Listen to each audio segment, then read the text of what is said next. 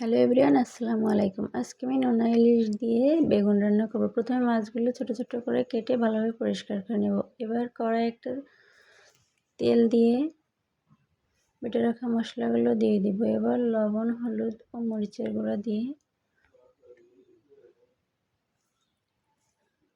কেটে রাখা মাছগুলো দিয়ে দিব। এবার ভালোভাবে কষিয়ে নিব।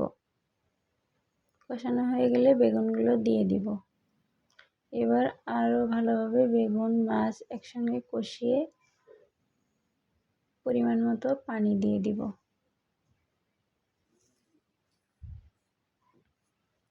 এবার ভালোভাবে নাড়াচাড়া করে মিশিয়ে ঢাকনা দিয়ে ঢেকে দিব। কিছুক্ষণ রান্না করার পর ঢাকনাটা উঠিয়ে জিরা বাটা দিয়ে দিব।